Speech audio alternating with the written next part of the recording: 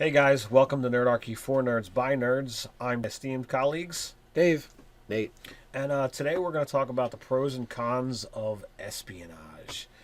So, we've done this series a number of different videos about the good, the bad, and the ugly of different role-playing genres. With each video, we get further and further away from the games that we primarily play. Yeah. So espionage. Off the top of my head, I've played Top Secret out by TSR in like the 80s or whatever.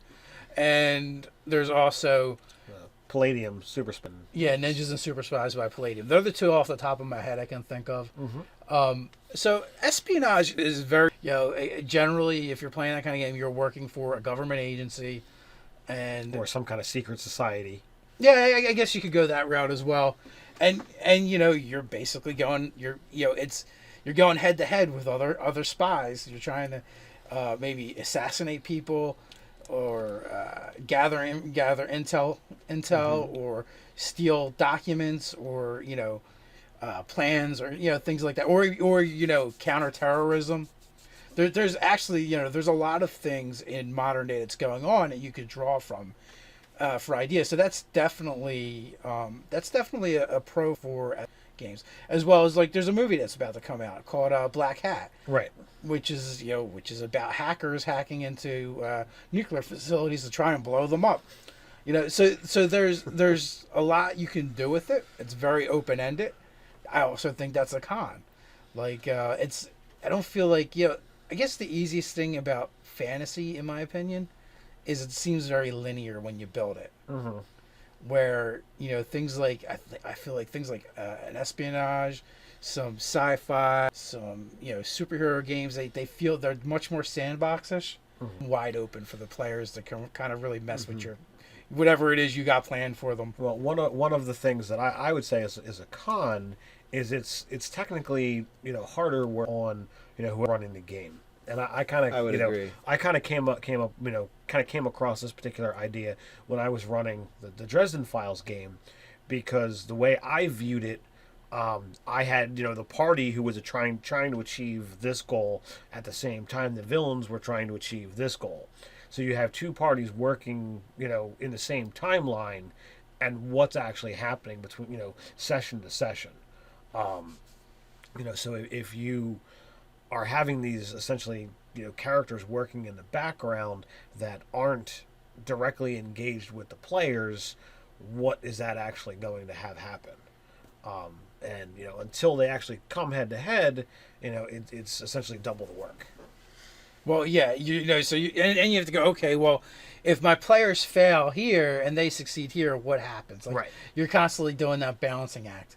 And then there's also espionage in the sense of like paramilitary, but then it could also be more like law enforcement as well. CIA, FBI, and then you have different branches of the military that can come into play. So you could have your players be from any of those, or maybe a combination of, and they got to work together. Maybe it's a special task force. Right. I would see the problem with it, like Ted was saying, from the writing standpoint, the layers, and then it's like, is there too many twists in it? Is there too many surprises? Because it's kind of like a mystery action game, is the way I see kind of like espionage. Because That's a good fit. you're trying to get information, and you don't really know if someone knows you're there, if someone's going to come through the door. It's kind of, it's like a level of suspense to it. But then it's kind of you're going on this one plot. What you see as like, oh well, this is what this guy's trying to accomplish, and then really that's not what he's trying to accomplish, because you're only seeing part of the information, and that can be cool to do like one or two times in a game, but too much of that can get out of hand. Well, here's the other thing too, and I think DMs get stuck in this rut or GMs in this case probably, where you feel like you've set up a story or an arc a certain way, and it has to start this way and end that way, and that's just not the case. Like, That's true. Like maybe sometimes just listen to what your players are saying, and maybe they think of something far more clever than you did, right? And be like, and you can reward them by going, "Yep, that was it," and just start. You can start feeding off of that and building it. And if they're already thinking certain ways, like that helps build the suspense because they're doing it themselves instead of you creating it. Yes, that's a far better way. In any kind of situation where the players have the ability to put together their own plan, I think it's always better, even if it goes horribly for you or for the players, to let them run their plan so that it's their game that they're in, because regardless of what you call yourself, dungeon master, game master, storyteller, you're there to provide an environment that's interactive and fun to play. So if you're saying, well, this is the path, just walk it, it doesn't feel like it's alive, and it's they're stagnant. a part of it. So you definitely want to let them go with their own plan, even if you know that it's not going to work. Now, I mean, one of the nice things about this genre is there is a ton of source. Absolutely. I mean, you got James Bond. And how many James Bond movies are there? A How lot. many books are there? And you have but and then there's the other things like True Lies. What was the one with Brad Pitt and Angelina Jolie? This was it. Mr. and Mrs. Smith. So like that's just another take on it that's more comedic. Yeah. But which is fine because even though we're talking about specific genre, there's always room within that genre. What is it? Mission Impossible. Oh yeah. What's the guy with the smartphones? The real old show. You guys, you're gonna put in the comments and let me know. You always do. You guys nailed the Brave Star for me. Thanks. The shoe phone. Yeah, I'm No, drawing a not- blank at the moment. not getting it. No. So, but anyway, like I said, there's just so much. Inspector Gadget, even. Oh, yeah. You Hopefully you have the sidekick of the daughter who will solve your mission for you. well, yeah, and the dog. But there's GI Joe. So there's a lot of stuff out there for people to dig into.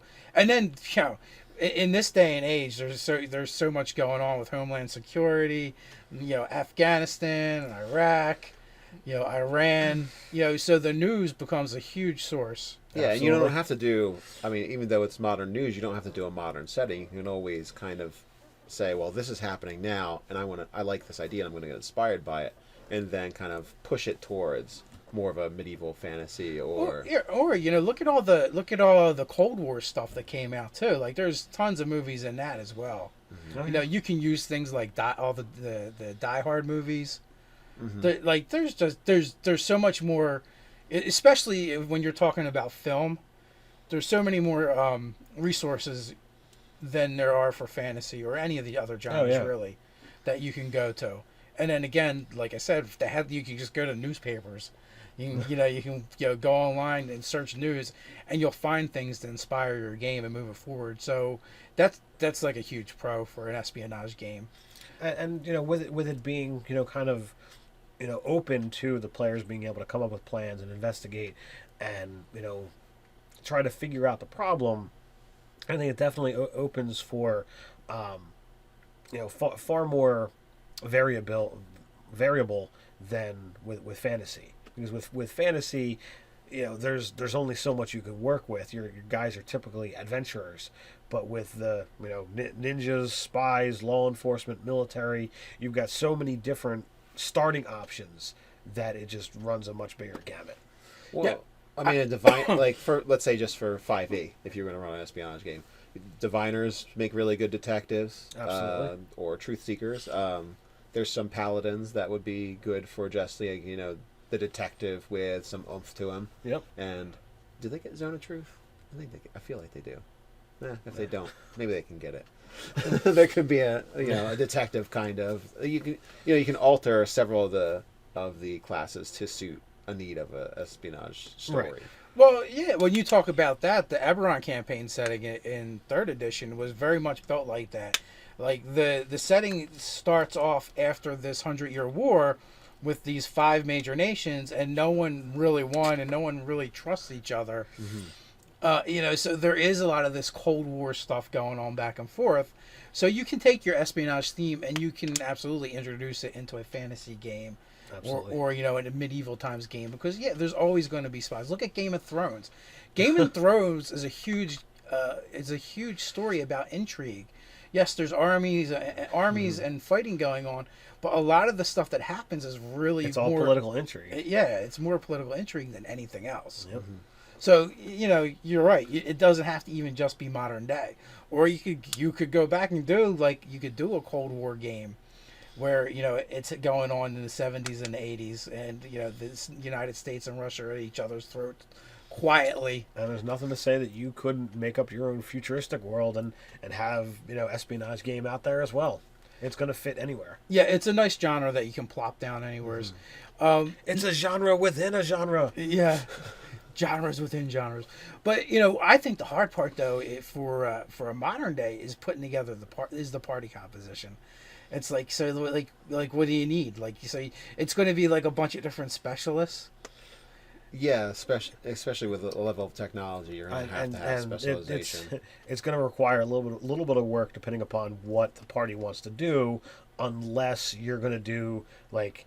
You're all, this branch of the military, make up your character and you're a special force, and you're going to have, kind of that person in charge who's delivering you your mission. Yeah, and within the military, there's a lot of different specific training people get. So Army you Rangers, could have a Navy good... SEALs, Yeah.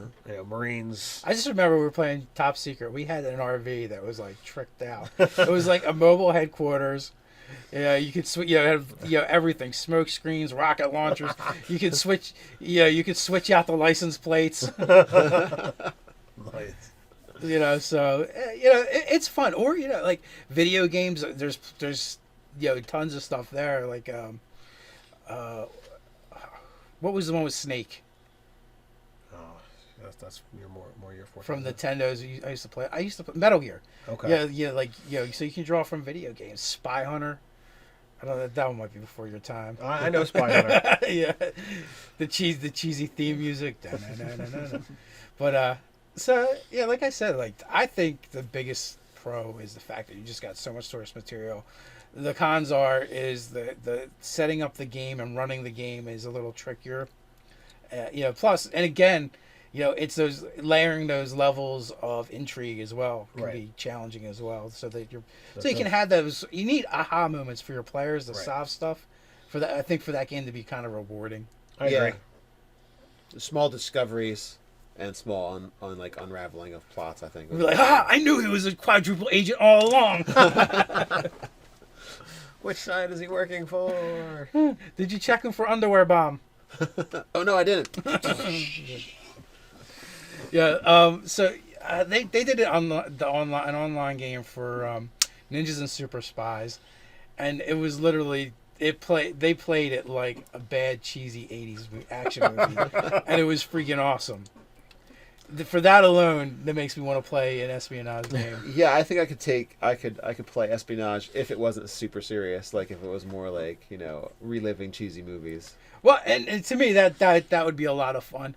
Like Andrew Knapp, SR2 Joker's character, totally did like this washed up martial arts teacher, dojo runner, whatever, and like the whole time he's fighting. And it wasn't until the final battle that he like switches his stance. He's like, "No, I'm actually a southpaw."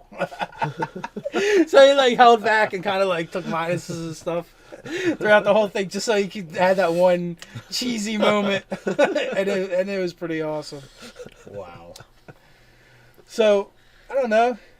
Have we wrapped this one up? Have we solved this mystery? I think we have. Have we counter espionage them? Case closed. Whatever they do, yeah. I think the case is closed. So with that, you guys, in the comments, let us know what you think about the espionage genre. What's your experience with it? Like I said, we're not that familiar with it. We've touched on it a little bit, but we'd like to know what you guys think about it. So subscribe, comment, and even share. While you're doing that, go ahead and check us out on nerdarchy.com. You can also check us out on Facebook. Till next time, Stay nerdy.